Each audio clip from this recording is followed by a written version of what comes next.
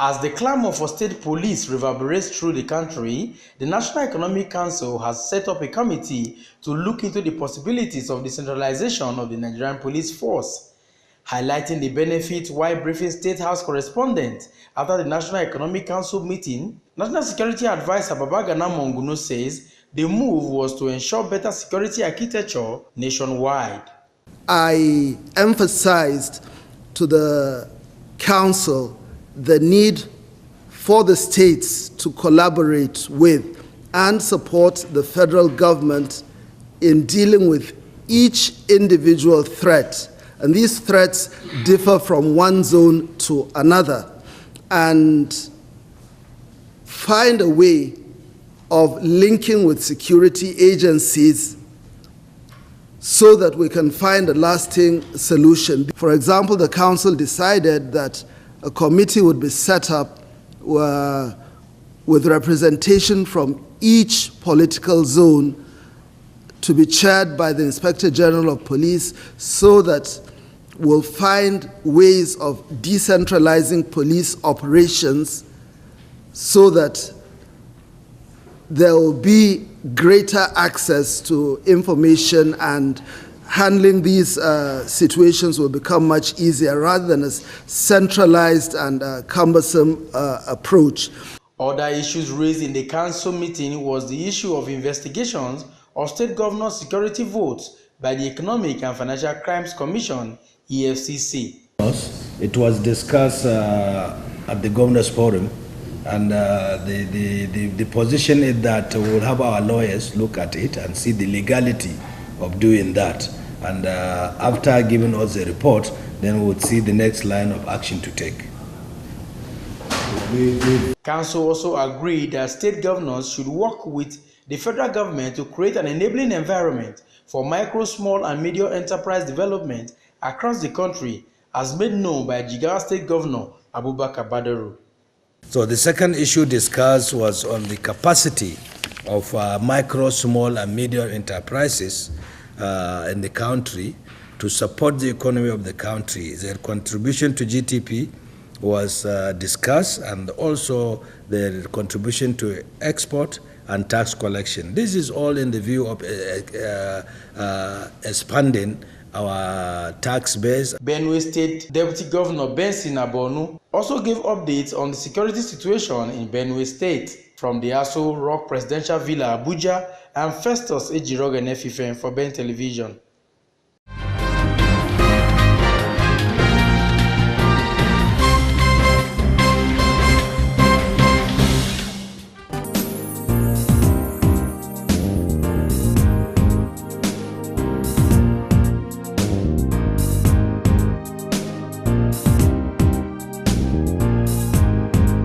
The Independent National Electoral Commission, INEC, has presented certificates of registration to the Yes Electorate Solidarity, Yes, and 22 other newly registered political parties in Nigeria. INEC Chairman Professor Mahmood Yakubu, while presenting a certificate to the parties at the Commission's headquarters in Abuja, urged them to respect their constitutions and the Electoral Act and abide by the Commission's guidelines and regulations. The 2019 general election is only 183 days away from today. You should try to make a difference to politics and elective representation by conducting open, transparent, inclusive, and peaceful primaries for the nomination of credible candidates for the election. By doing so, you will give Nigerians greater choice, thereby adding value to our democracy and strengthening the quality of elective representation.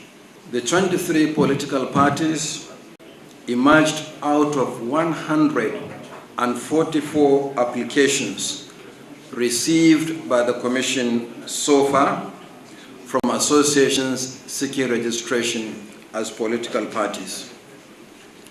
I wish to congratulate the chairmen and leaders of the new political parties for meeting the criteria enshrined in the Constitution for your registration as political parties. Needless to add that from today, you are recognized as political parties under the law. From today also, you have equal status with any political party in Nigeria. While congratulating the leadership of the newly registered political parties, Yakubu said they are free to field candidates in elections, including the 2019 general elections. This means that you can sponsor candidates for elections, including the 2019 general elections.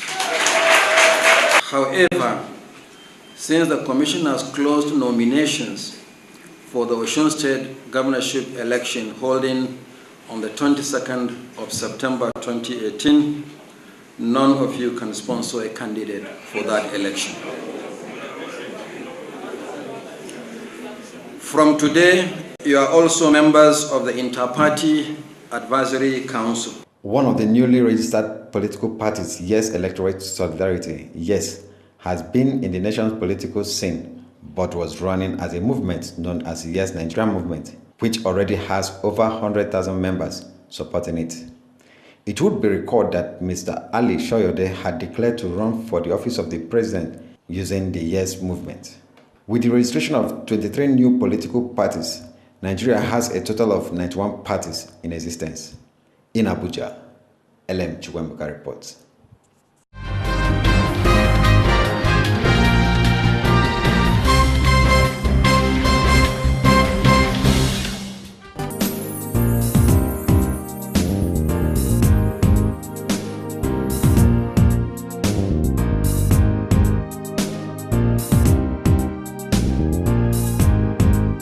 The federal government has declared Tuesday, August 21 and Wednesday, August 22 as public holiday to celebrate the 2018 Eid-el-Kabir. The Minister of Interior, retired Lieutenant General Abdurrahman Dambazao, made a declaration on Thursday in Abuja in a statement issued by Dr. Mohammed Umar, the Permanent Secretary at the Ministry. While wishing Nigerians a happy Eid-el-Kabir celebration, Dambazao enjoined the citizens to use the period to embrace the virtue of love and sacrifice for the unity of the development of the country. He urged Nigerians both at home and abroad to support the administration of President Muhammadu Buhari in its determination to foster a peaceful and united nation.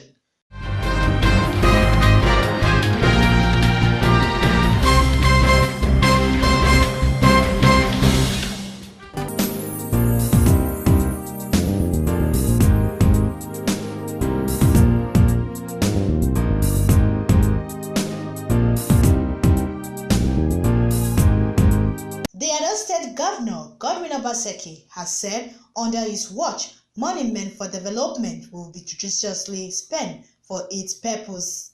He said this at the occasion marking the 4th-year anniversary of the Edo Task Force against human trafficking. The governor stressed that no matter the pressure, irrespective of the quarter such pressure would come from, he would keep his promise to Edo people by resolute leadership. He guaranteed that the administration targets Edo State as one of the 3 most developed states by the end of his tenure in education, infrastructural development, rural areas, and other areas where growth and development is needed. The governor also made reference to those embarking on illegal and life-threatening journey to other countries to crave for survival would not be any longer. A structure will put in place to give a quality life at the grassroots.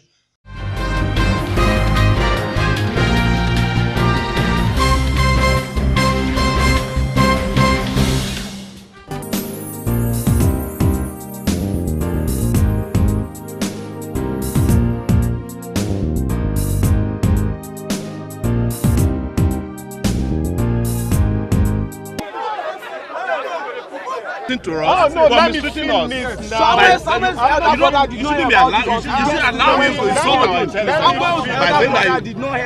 A group of concerned Nigerians have stormed Nigerian police headquarters in Abuja to protest against what they term arbitrary arrest of Premium Times journalist Samuel Ogundipe.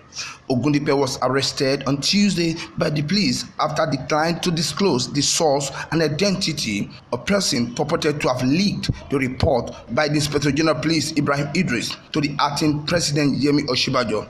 on the invasion of the National Assembly complex by the personnel of the Department of State Service, DSS, spearheaded by the sacked Director General Lawal Dara. The concerned Nigerians who stormed the first headquarters are mounting pressure on the police to release Ogundipe, arguing that under the Nigerian law, journalists are not obligated to divulge their journalistic source except in exceptional cases based on circumstantial grounds and supported by law. It reminds us of the dark days of Abacha, and that we are saying that Decree 4 is back, and we are saying that the freedom of the press is non-negotiable. It's a because that is what makes democracy democracy. That we will not negotiate the freedom of the press with anybody, no matter who the person is. And that we are saying that the police must release Samuel Ogundipe unconditionally with an apology. All know that even the Supreme Court have ruled that the journalists have the right not to disclose their source. Addressing the aggrieved protesters, the first public relations officer, ACP Jimoh Moshood, assured that their complaint will be communicated to the Inspector General of Police, Ibrahim Idris. So the police is investigating a case Samuel Ogundipe is a case of theft and unlawful access and possession to restricted and classified document. If he say he's not revealing his source, nobody is pushing for that. But this document does not come under what the Freedom of Information Act permits a journalist to reveal. But if you are quoting a document, for example, if you quote it, it's fine. You can quote a document. But it is our duty to say, because some of the people have made so many confessions and have said the document is not from the police. But we are not saying tell us the source of your story, but where does the document emanate from? So, and he has the right to defend himself in court. He has the right to get an attorney. But where I'm going into is that this is your complaint that you are coming now. I'm briefing the IG immediately that Mr. Deji Adeyanju and other notable Nigerians who are here, and this is what they have told the police. And I'll convey this to him. They will not communicate to you on it. But as we speak, investigation is ongoing, and on the completion of the investigation, we will make our position public. So I want to equally say that everything you have said is important, and we have taken note of them, and we are going to address them promptly and get back to the public. It will recall that Nigerian Union of Journalists, NUJ, International Rights Group, Amnesty International, and the International Press Center, among others, are also demanded the immediate release of Ogundipe. From Abuja, Nigeria, Muyiwa Bamdele reporting.